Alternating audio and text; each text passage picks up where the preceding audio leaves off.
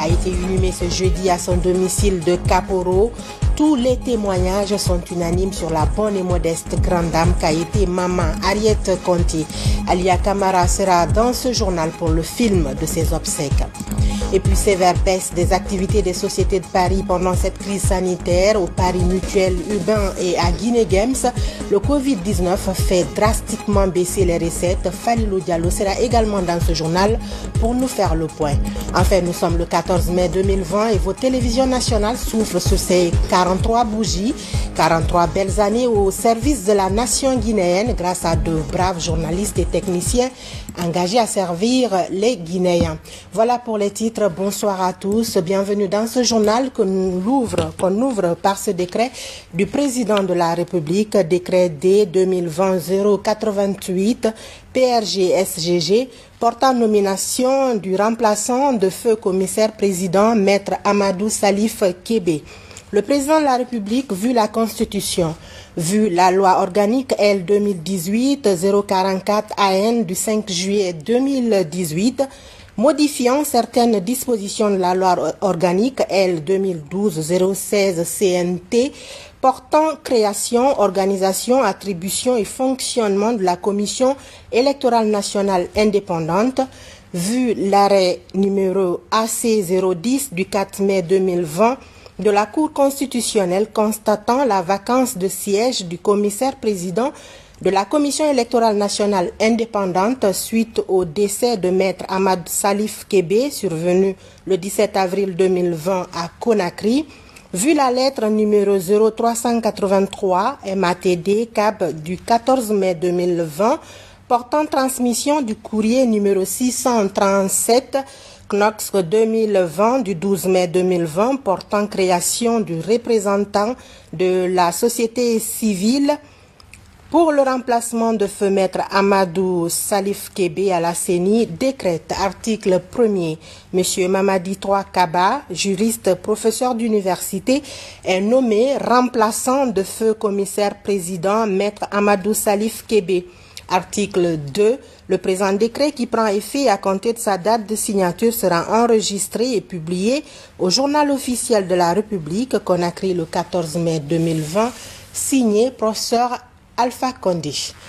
Maman Harriet Conté repose désormais dans sa concession à Kaporo. L'ex-première dame qui nous a quittés mardi nuit a reçu ce jeudi les hommages dus à son rang, avec des témoignages unanimes sur la grande dame au cœur d'or qu'elle a été durant toute sa vie. C'était en présence du Premier ministre Kassori Fofana et de la première dame Adja Djenekaba. Alia Camara pour le compte-rendu.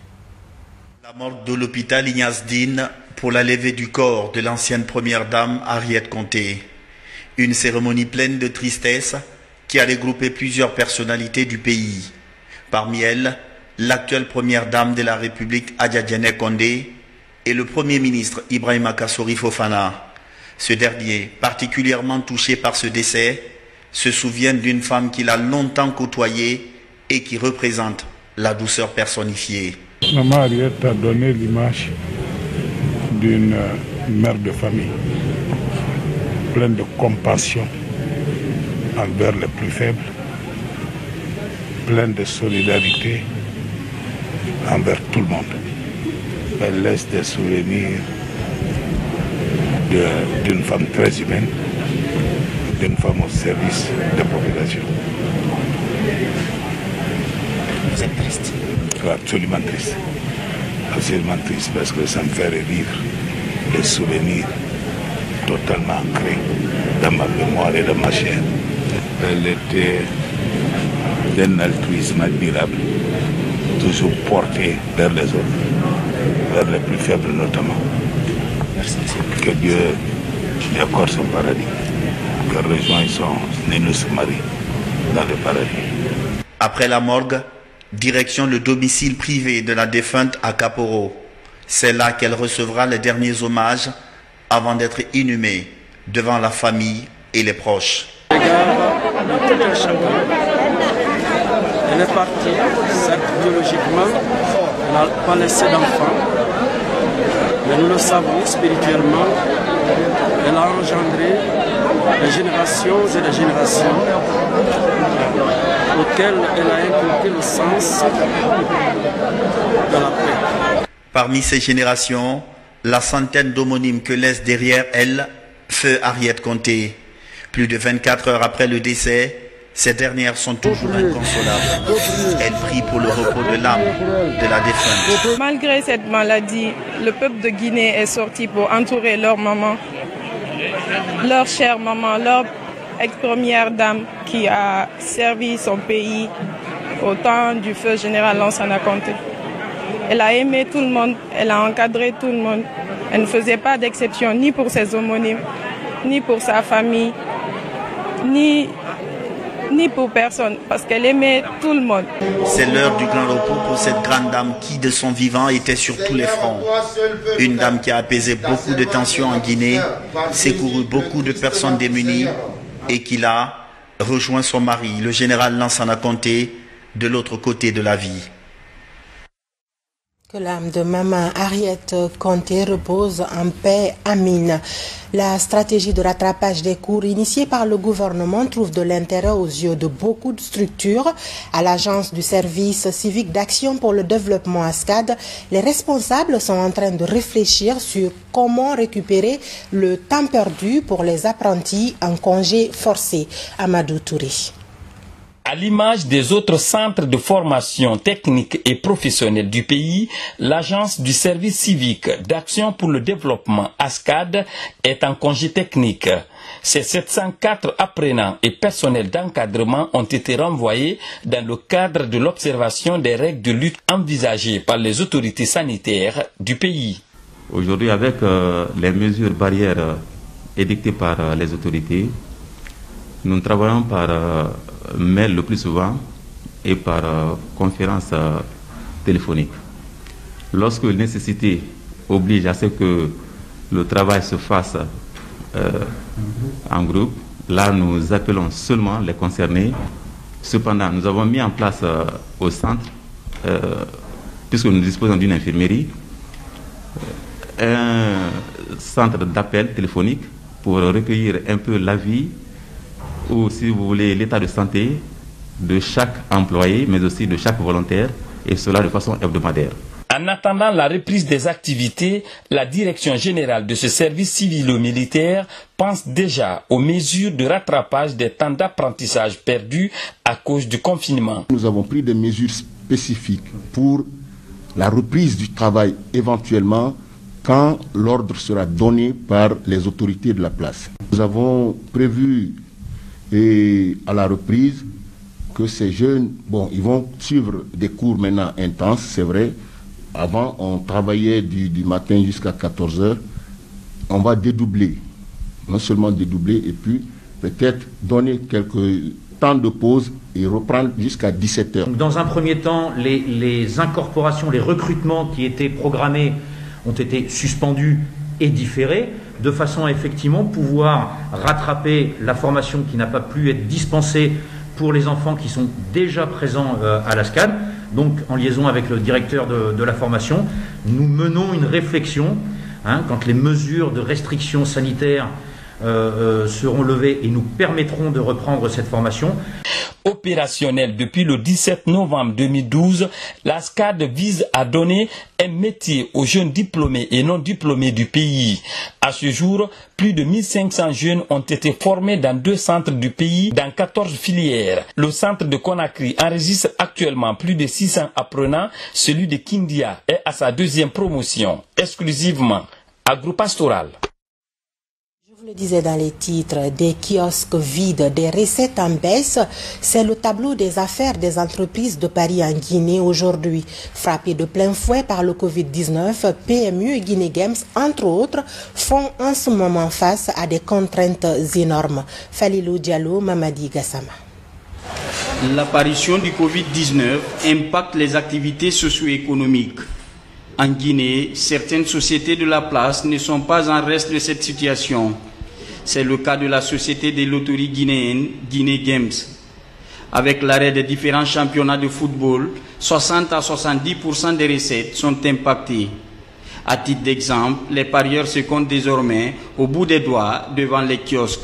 Comme vous le voyez, il n'y a pas beaucoup de monde ici, il n'y a pas de championnat. Tout ça là, ça dure à ce maladie là qui nous fatigue. On fait les vêtements deux fois par jour. L'habitude c'est 7 sur 7, maintenant là c'est 2 fois par jour. Tout comme dans les autres entreprises, ici également, le service minimum est de mise. Pour maintenir le cap, les activités se focalisent essentiellement de nos jours sur les instants loto. L'objectif est de fidéliser les clients avant la reprise effective des activités. On a en parallèle inventé un nouveau jeu qui s'appelle l'Instant Loto qu'on a lancé à la fin du mois de mars, le 28 mars, sur l'ensemble du réseau, qui nous a permis aussi de générer une activité pour nos agents, parce qu'il est évident que nos agents, sans championnat, sans rien, évidemment c'est leur revenu directement qui se trouve affecté.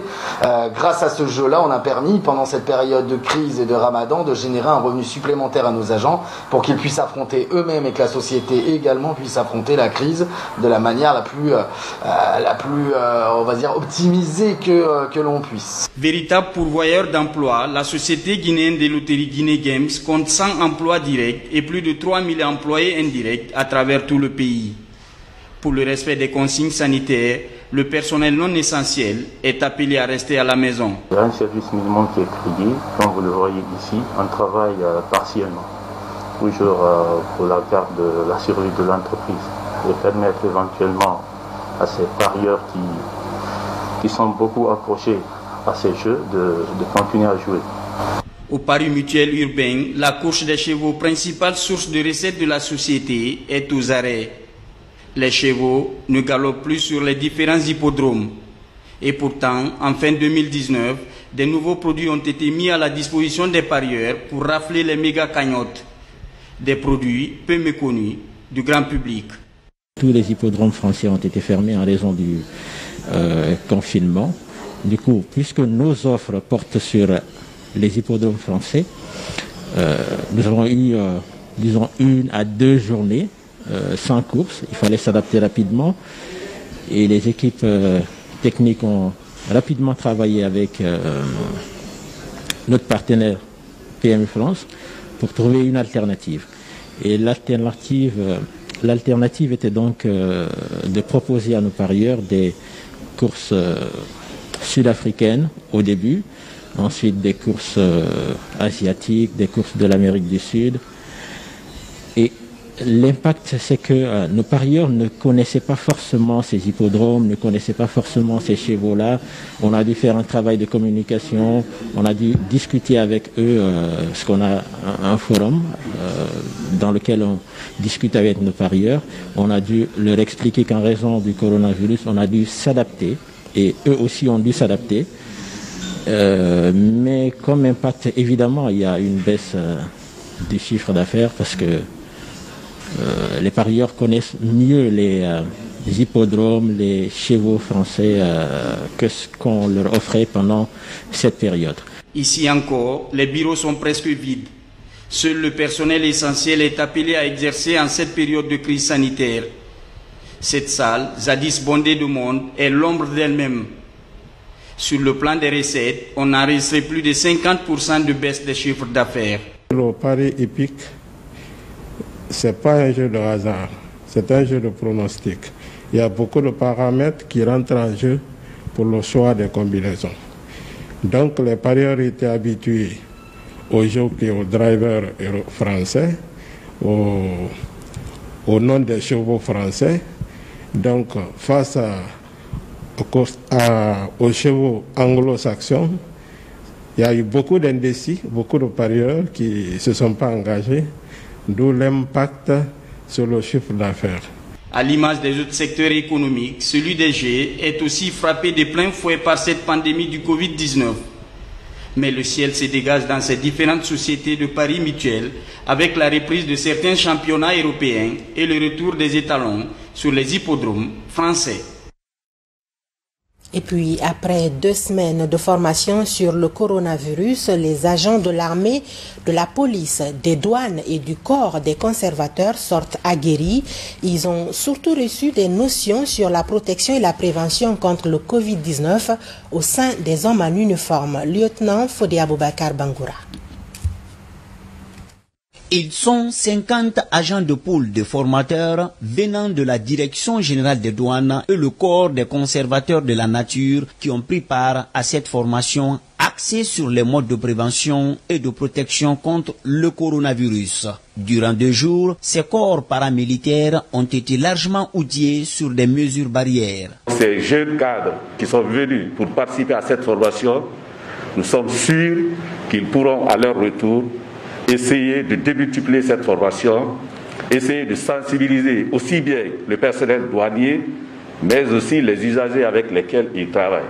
Organisée par la Direction générale du service de santé des armées avec l'appui technique du programme des Nations Unies pour le développement, cette formation vise à stopper cette maladie pandémique au sein des hommes en uniforme. Il s'agit de former 200 éléments des forces de défense et de la sécurité par rapport à un certain nombre de thèmes qui va permettre aux participants de se rendre dans les unités respectives et de procéder à la sensibilisation à leur retour de leurs pairs. En quelque sorte, c'était la formation des pères éducateurs. Il est important que ceux qui ont la charge de protéger les citoyens sachent aussi se protéger. Parce que pour protéger quelqu'un, il faut être protégé toi-même. Depuis l'annonce de Covid-19 en Guinée par l'Agence nationale de la sécurité sanitaire, la Direction générale du service de santé des armées a pris des dispositions nécessaires. De nos jours, elle compte agrandir son centre épidémiologique pour la réception des malades de coronavirus. À propos du coronavirus, justement, les statistiques de ce 14 mai font état de 39 guéris du jour, 101 cas confirmés et 0 décès, ce qui donne un cumul de 895 guéris, 2473 cas confirmés et 14 décès. La Fondation Prosmi poursuit son assistance humanitaire en cette période de Ramadan et de crise sanitaire. Une opération de distribution des vivres et des kits hygiéniques est en train de se faire à Conakry. Ce soir, l'on vous propose l'étape de la commune de Matoto où se sont rendus les émissaires de Adja Diané Kondé, première dame de la République. Reportage Ali Badara Kondé. Après les communes de Dixine et Ratouma, la première dame de la République, Adja Diané Kondé, poursuit ses actes de bienfaisance en faveur de la population guinéenne. Dans la commune de Matoto, la population reçoit de la présidente de la Fondation Prosmi des denrées alimentaires en ce mois saint de Ramadan. Il s'agit des sacs de riz, des bidons d'huile végétale. À cela s'ajoutent des kits hygiéniques en quantité destinés aux femmes. Cette action humanitaire de Adja Diané Kondé rime avec les ambitions de sa fondation Prosmi qui consiste à participer à l'amélioration des conditions de vie et de santé de la population guinéenne en général et particulièrement des couches vulnérables. Nous voulons remercier Madame la Première Dame. Au nom de la population de Matoto Marché, que nous sommes satisfaits de ce don. Car aujourd'hui, les gens sont confinés. C'est difficile de trouver à manger. Mais donner à manger aux démunis, c'est déjà un acte de citoyen. Excusez s'il vous plaît. Deuxièmement, nous remercions la fondation, car il y a plusieurs fondations dans le pays. Mais cette fondation fait preuve de maturité, fait preuve de citoyenneté, fait preuve d'engagement citoyen vis-à-vis de la population guinéenne. En cette période de crise sanitaire liée au coronavirus dans le pays, les émissaires de Adja Diané Kondé ont également procédé aux séances de sensibilisation sur les modes de prévention de cette pandémie en Guinée. En cette période difficile de coronavirus se manifeste beaucoup de bonne volonté. C'est le cas de la société Sojlek Vinci Énergie. Elle offre à son tour des vivres et des kits hygiéniques aux populations riveraines du barrage de Sambagalo. Reportage Sarafdine Diallo, Abdoulaye Ngilande Diallo. Au total, 400 familles sont concernées par cette vaste opération de distribution des vivres. Ces familles font partie des villages traversés par le projet d'interconnexion du barrage hydroélectrique de Sambagalo. L'objectif est d'accompagner celle-ci afin de mieux affronter le Ramadan qui, cette année, est fortement affecté par la pandémie mondiale, le coronavirus.